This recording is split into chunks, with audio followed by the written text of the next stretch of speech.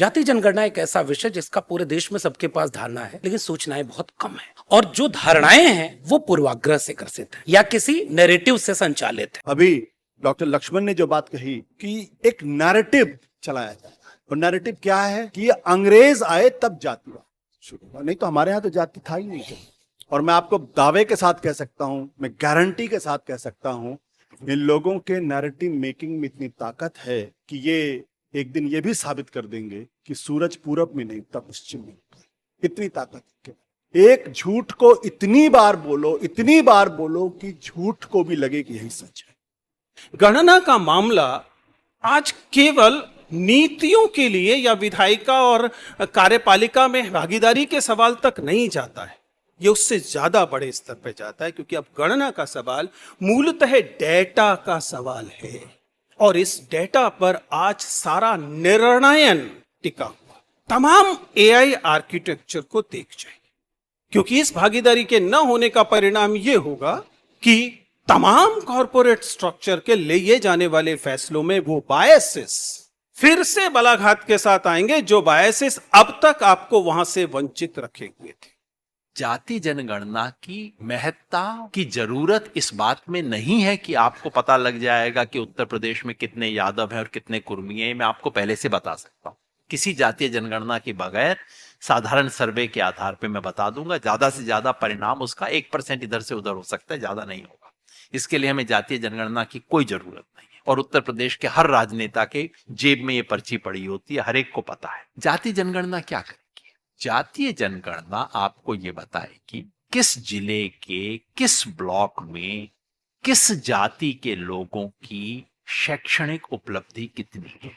उससे ये सब चीजें तो मिल जाएंगी, लेकिन वो ये नहीं बताएगा कि कितनी कंपनियों के सीईओ की जाति क्या है। वो ये नहीं ये तो बता देगा कि कितने पोस्ट ग्रेजुएट किस जाति में है। लेकिन पोस्ट ग्रेजुएट से आजकल क्या होता है?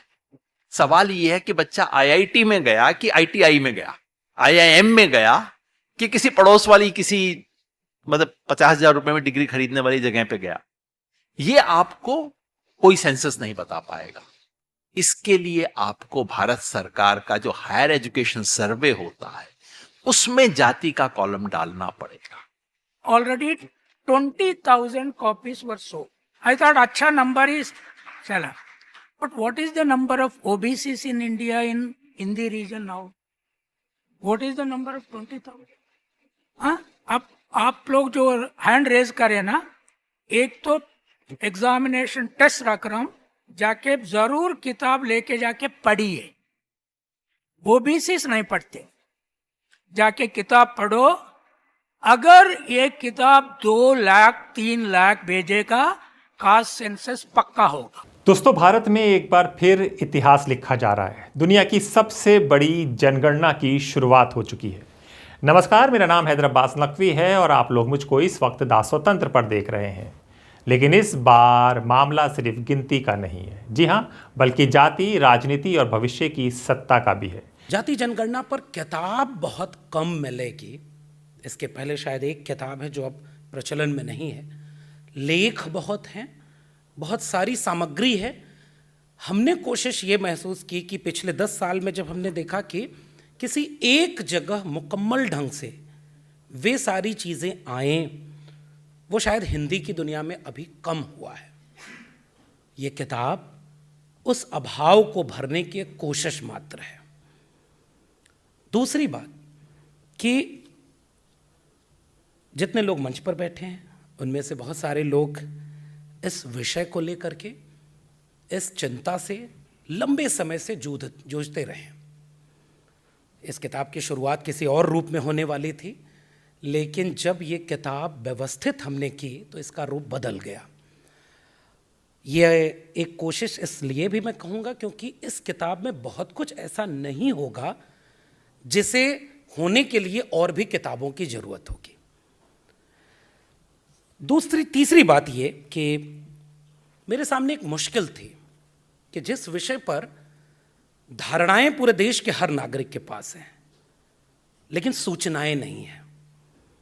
मिसाल के तौर पर जब मैं दिल्ली विश्वविद्यालय में पढ़ाया करता था तो कई बार, चूँकि हम लोगों का हिंदी साहित्य विषय, उसमें अस्मितावादी विमर्श और उसमें बहुत सारी चीज़ें ऐसी थी जिसमें न्याय और समता पढ़ाना था। तो जैसे आरक्षण एक संकल्पना है जिसको लेकर के कोई भी जब हम सवाल करते थे तो उसमें साफ तौर पर बंटवारा होता था, जिसमें अधिकांश लोग इस बात से फैसला लेते थे कि उन्हें उसका लाभ मिल रहा है तो वो इसके समर्थक हैं, जिन्हें लाभ नहीं मिल रहा है वो उसके विरोध में है। तो सबके पास अपनी एक धारणा है। जाति जनगणना एक ऐसा विषय जिसका पूरे देश में सबके पास धारणा है, लेकिन सूचनाएं बहुत कम हैं, और जो धारणाएं हैं वो पूर्वाग्रह से ग्रसित हैं या किसी नैरेटिव से संचालित हैं। क्या ऐसी कोई किताब या ऐसा कोई बौद्धिक काम उन धारणाओं को सूचनाओं के साथ व्यवस्थित कर सकता है? ये किताब उसी की एक परिणाम में है। करीब 100 साल बाद पहली बार इस जनगणना में जाति की गणना भी शामिल की जा रही है। तो सवाल है, इतनी बड़ी जनगणना कैसे होगी? क्यों इस बार सबकी नज़रें इस पर टिकी हैं और इसका असर आपकी ज़िंदगी में क्या पड़ेगा? एक बहुत बड़ा तबका क्यों इतना परेशान है, क्यों उसको तकलीफ हो रही है? दरअसल इस तकलीफ की जड़ में जाने के पहले मैं एक छोटी सी कहानी आप लोगों को बता देना चाहता हूं, शेयर करना चाहता हूं। बहुत साल पहले की बात है, अमेरिका में एक लड़का था जिसका नाम था मार्टिन। उसके कुछ गोरे दोस्त थे, 5, 6, 7 साल की उम्र का था वो। और एक दिन वो बच्चा अपने घर पे आया और उसने कहा कि माँ, मैं अपने उन दोस्तों के साथ खेलने के लिए गया था, लेकिन उनके पेरेंट्स ने मना कर दिया कि नहीं, तुम इसके साथ नहीं खेल सकते, आप अपने घर पे जाओ। उनके पेरेंट्स ने बड़ा पोलाइटली उनको कहा। तो वो बच्चा बहुत परेशान हुआ। 7-8 साल का बच्चा था, वाकई में परेशान होगा कि जिसके साथ मैं खेलता था वो बहुत आज हमारे साथ नहीं खेलने, क्यों? तो माँ के पास आया, थोड़ा रूठा हुआ था, थोड़ा परेशान था, थोड़ा नाराज था, तकलीफ में भी था। तो माँ ने उसको गोद में बिठाया और उसको समझाया, बेटा, पूरी कहानी बताई उसको। वो कहानी थी दरअसल कि कैसे इस दुनिया के अंदर स्लेव सिस्टम है और हम लोग स्लेवरी से आए हुए हैं। और फिर अंत में उनकी मां ने कहा, बेटा, you are as good as anyone, तुम वैसे ही हो जैसे बाकी के लोग हैं। तो अपने आप को इस कुंठा में मत रखो कि तुम उनसे अलग हो या तुम उनसे कमतर हो। और यही बच्चा जब थोड़ा बड़ा हुआ तो उसको जूते खरीदने थे। उसके पिता बहुत मेहनतकश थे, लेकिन बहुत पैसा उनके पास नहीं था। तो उनके पिताजी ने कहा कि चलो बेटा, मैं तुमको जूते खरीदवा देता हूं। मार्केट में गए एक स्टोर में, और स्टोर में गए तो जो फ्रंट सीट थी वहीं पे वो बैठ गए, जूता देखने लगे। तो उस स्टोर का जो मैनेजर था वो आया और उसने कहा कि नहीं, आप पीछे जाके बैठिए। तो उसके पिताजी बहुत नाराज हुए और उन्होंने कहा, I don't care how long I have to live with the system, I will not accept this system. और वो उठ के चले आए, उन्होंने जूता नहीं खरीदा। उस बालक का नाम था मार्टिन लूथर किंग जूनियर। और जो लड़ाई बचपन में जो उसकी मां ने उसको समझाया था और बाप ने जो उसको समझाया था, उस लड़ाई को उसने लड़ा। और लड़ने के बाद उसने मॉन्टगोमरी, जहां पे एज ए पेस्टर उनका अपॉइंटमेंट हुआ था, एक नया इतिहास रचा बस सेग्रीगेशन के खिलाफ। और उस लड़ाई को जीतने की जो पूरी कोशिश थी, जो तजवीज़ थी, हम सब लोगों को जान के बड़ी हैरानी होगी कि जिस शख्स को आज हिंदुस्तान की राजनीति में, हिंदुस्तान के समाज में पूरी तरीके से बेदखल करने की कोशिश है, उसका नाम है महात्मा गांधी। और मार्टिन लूथर किंग ने अहिंसा का, महात्मा गांधी के सत्याग्रह के टेक्निक का जो एक्सपेरिमेंट किया, वो अद्भुत एक्सपेरिमेंट था। 1 साल तक जब रोजा पार्क्स, जब वो बस में बैठी, क्योंकि अगली सीट पर तो उनको हटाया गया, हटाने की बात हुई तो उन्होंने हटने से मना कर दिया और उनको अरेस्ट कर लिया गया। उसके विरोध में वहाँ पे मॉन्टगोमरी में वो जो आंदोलन चला वो 1 साल तक चला। और जितने ब्लैक्स थे उन्होंने तय किया था कि जब तक ये नियम खत्म नहीं होगा तब तक वो बस का उपयोग नहीं करेंगे। और वो जो अद्भुत लड़ाई थी 1 साल की, अंत में उनकी विजय हुई उस लड़ाई में। तो कहने का आशय सिर्फ इतना सा है कि ये जो श्रेष्ठता का बोध है, दरअसल ये श्रेष्ठता का बोध ही पूरी दुनिया को एक ऐसे अंधकार की तरफ लेके जा रहा है जो चाहे अमेरिका हो और चाहे हिंदुस्तान हो। अभी डॉक्टर लक्ष्मण ने जो बात कही कि एक नैरेटिव चलाया जा रहा है, और नैरेटिव क्या है कि ये अंग्रेज आए तब जातिवाद शुरू हुआ, नहीं तो हमारे यहां तो जाति था ही नहीं कभी। और मैं आपको दावे के साथ कह सकता हूं, मैं गारंटी के साथ कह सकता हूं, इन लोगों के नैरेटिव मेकिंग में इतनी ताकत है कि ये एक दिन ये भी साबित कर देंगे कि सूरज पूरब में नहीं उगता, पश्चिम में उगता है। इतनी ताकत है इनके नैरेटिव। एक झूठ को इतनी बार बोलो कि झूठ को भी लगे कि यही सच है।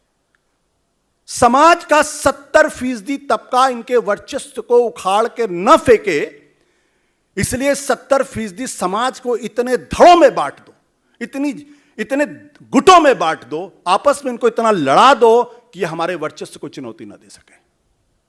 ये बात मार्टिन लूथर किंग ने अमेरिका के संदर्भ में कही थी, ब्लैक मूवमेंट के संदर्भ में कही थी। हमारे दिमाग में बैठा दिया गया है, यह हमारे दिमाग में पेवस्त कर दिया गया, आज से नहीं, पैदा होने के साथ से। पिछले जन्म में जरूर कुछ काम किए होगे, तब ही तो इस जन्म में इस जाति में पैदा हुए हो। यही कहा जाता है ना, यही सिखाया जाता है हम लोगों को। इस जन्म में अच्छा करेंगे तो फिर ऊंची जात में जाएंगे। ये जो धर्म के नाम पे जो हमारे दिमाग में बैठा दिया गया है, हमारे अंदर जो सेंस ऑफ इंफीरियरिटी कॉम्प्लेक्स को इतना इनकलकेट कर दिया गया सिस्टमेटिक तरीके से कि हम सोच ही नहीं पाते, हमको अपने से घृणा होने लगती है, हमें अपने से पिटी होने लगता है।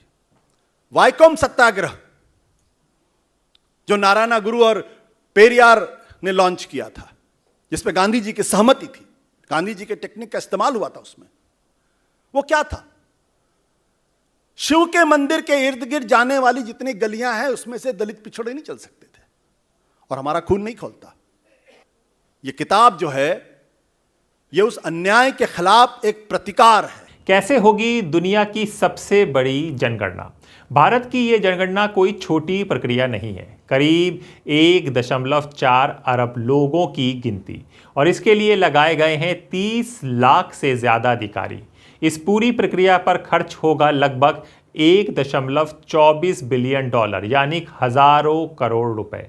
इस बार सबसे बड़ा बदलाव क्या है, इसको समझिए।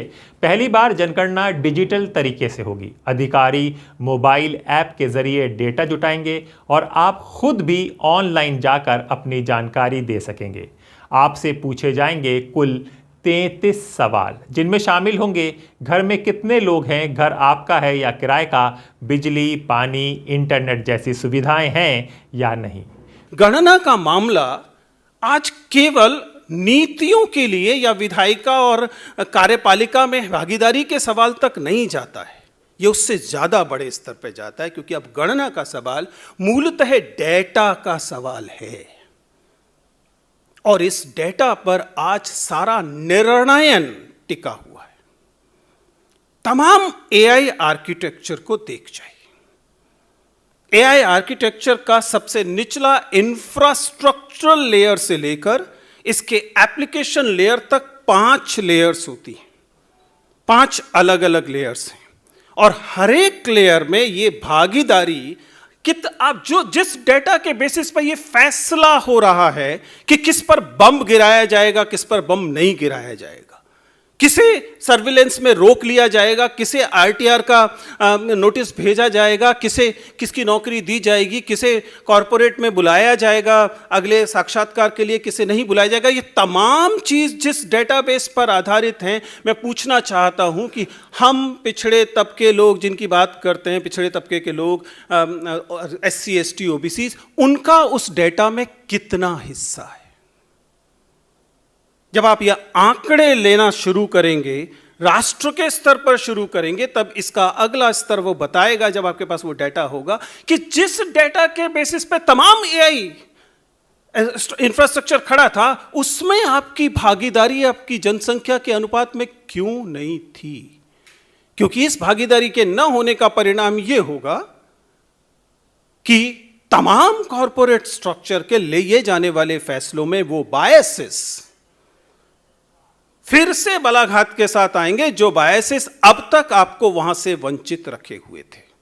और मामला केवल डेटा का नहीं है, इन 5 लेयर्स का है, जिसमें उन मॉडल्स की लेयर, उन एल्गोरिथम्स की लेयर, वे एल्गोरिथम जिसके आधार पर तय हो रहा है कि विजेंद्र चौहान का वीडियो आपको दिखाया जाएगा या आशुतोष जी का वीडियो दिखाया जाएगा या ब्राह्मणवाद जिंदाबाद वालों का वीडियो दिखाया जाएगा। वो जो नैरेटिव बिल्डिंग की बात की जा रही है, नैरेटिव बिल्डिंग अब पत्रकार नहीं कर रहे हैं, संपादक नहीं कर रहे हैं, गेट कीपिंग संपादकों के हाथ में नहीं है, आर्टिफिशियल इंटेलिजेंस कर रहा है, जहां पर आपका प्रतिनिधित्व नहीं है, ना डेटा में है, ना एल्गोरिथम्स में है, ना मॉडल में है, ना बिहेवियर में है, यहां तक कि उस फीडबैक में भी नहीं है जो यूजर के साथ इंटरेक्शन के समय, जिसके बेसिस पे एआई तय करता है कि ये वाला वीडियो और कितने लोगों को दिखाया जाए।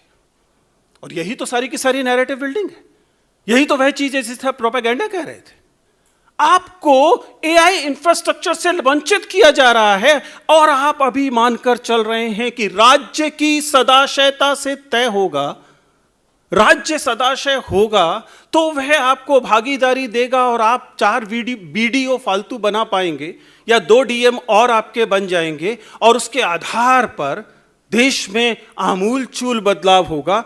मुझे अफसोस है कि यह सदाशयता की अपेक्षा कुछ ज्यादा ही है। मैं चाहता हूं कि आप इस इंफ्रास्ट्रक्चर को थोड़ा और गंभीरता से देखें और उसके बाद तय करें कि क्यों ये प्रतिनिधित्व का सवाल, गणना का सवाल, डेटा में भागीदारी का सवाल, अस्तित्व का सवाल है। अब तो दरअसल ये वाला इंफ्रास्ट्रक्चर तय कर रहा है ना कि गजा में कहां पर बम गिराया जाएगा, ईरान में कहां बम गिराया जाएगा। अगर आपका जिंदा रहना, आपका बचे रहना इन सब पर निर्भर हो गया है, तब ऐसे में गिनने की राजनीति को हल्के से लेना समझदारी नहीं है।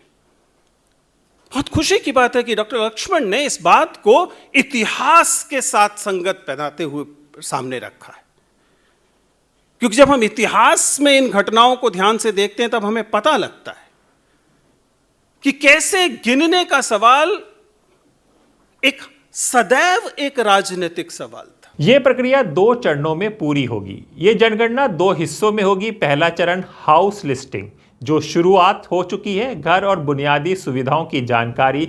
दूसरा चरण फरवरी से शुरू होना था, शिक्षा, रोजगार, प्रवास, सबसे अहम जाति की गिनती। पूरी प्रक्रिया अगले साल 31 मार्च तक खत्म होने की योजना है।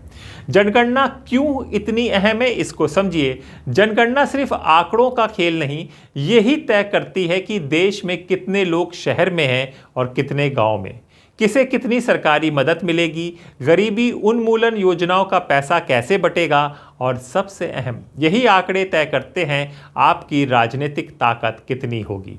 जाति जनगणना क्या है, इसके बारे में सबसे बड़ी भ्रांति ये है कि जातीय जनगणना का मतलब है जातियों की गिनती। ये भ्रांति है। ये सोचना कि जातीय जनगणना का मतलब है कि अच्छा इतने उत्तर प्रदेश में इतने कोयरी, इतने कुर्मी, इतने यादव, इतने लोध, इतने ये, और ये जातीय जनगणना पूरी हो गई, ये नहीं है। ये गलत धारणा है। और अगर केवल यही जातीय जनगणना हो तो मैं इस जातीय जनगणना के पक्ष में नहीं हूं।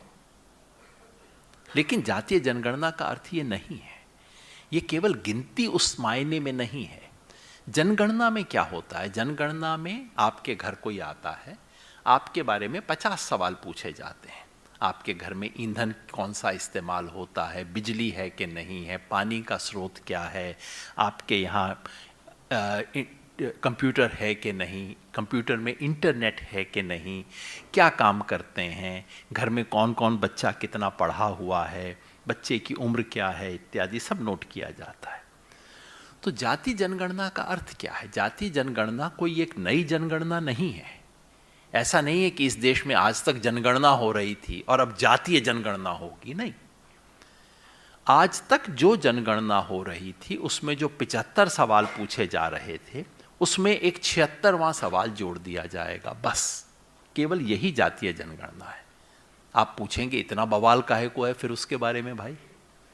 वो इसलिए कि ये जो 76वां सवाल होगा ये बाकी 75 सवालों का विश्लेषण करने में आपको मदद देगा। जाति जनगणना की महत्ता की जरूरत इस बात में नहीं है कि आपको पता लग जाएगा कि उत्तर प्रदेश में कितने यादव हैं और कितने कुर्मी हैं। मैं आपको पहले से बता सकता हूं। किसी जातीय जनगणना के बगैर साधारण सर्वे के आधार पर मैं बता दूंगा। ज़्यादा से ज़्यादा परिणाम उसका 1% इधर से उधर हो सकता है, ज़्यादा नहीं होगा। इसके लिए हमें जातीय जनगणना की कोई ज़रूरत नहीं है। और उत्तर प्रदेश के हर राजनेता के जेब में ये पर्ची पड़ी होती है, हर एक को पता है। जाति जनगणना क्या करेगी? जातीय जनगणना आपको ये बताएगी कि उत्तर प्रदेश के किस जिले के किस ब्लॉक में किस जाति के लोगों की शैक्षणिक उपलब्धि कितनी है। कोयरी समझिए, आप समझिए धोबी समाज हुआ, या समझिए कोई एक अपर कास्ट में से किसी को भी ले लीजिए। इनमें से कितने लोगों के पास मैट्रिक की डिग्री है, कितने के पास ऊपर पोस्ट ग्रेजुएशन की डिग्री है। मैं बिहार का उदाहरण आपको बताता हूँ। बिहार का जातीय सर्वेक्षण जो हुआ परफेक्ट नहीं है, मैं कंचा जी की बात से सहमत हूँ कि और गहरा सर्वेक्षण होना चाहिए। लेकिन बिहार के जातीय सर्वेक्षण के आंकड़ों को मैंने देखना शुरू किया। तेलंगाना के अभी आंकड़े सार्वजनिक नहीं है इसलिए मैं उस पर बात नहीं कर सकता। बिहार को मैंने देखना शुरू किया कि एक जाति है वहाँ मुसहर, आप सब जानते होंगे। दलित में भी महादलित जाति है। मूसा के चूहे खाने से जिसका संबंध बताया जाता है वो है नहीं ज़्यादा, लेकिन मुसहर जाति है। और बिहार में अपर कास्ट हैं सब।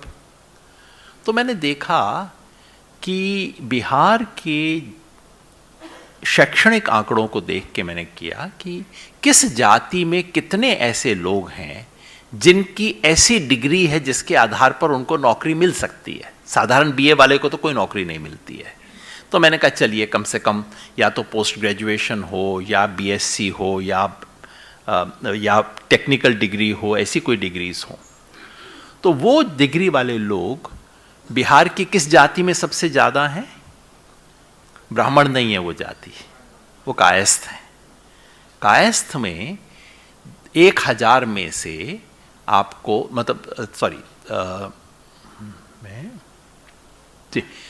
10,000 में से 1080 लोग आपको मिलते हैं जिनके पास वो डिग्री है जिसके आधार पे वो व्यक्ति जाके नौकरी ले सकता है। तो 10.8%। 10,000 में से 1080। मुसहर में कितने लोग हैं वो अनुमान लगा सकते हैं आप?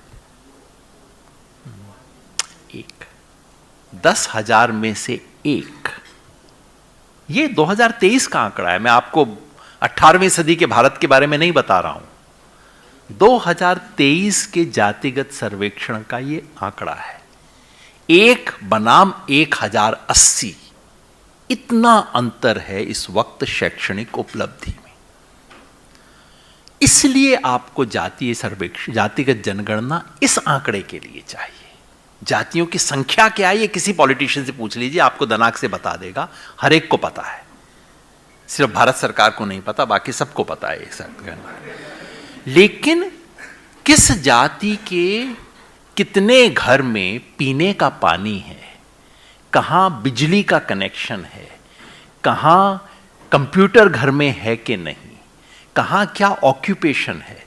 और ये सूचना केवल उत्तर प्रदेश के लिए मुझे नहीं चाहिए, मुझे उत्तर प्रदेश के जिले के लिए भी नहीं चाहिए। उत्तर प्रदेश के हर ब्लॉक में, हर गांव में क्या है, मुझे ये सूचना चाहिए।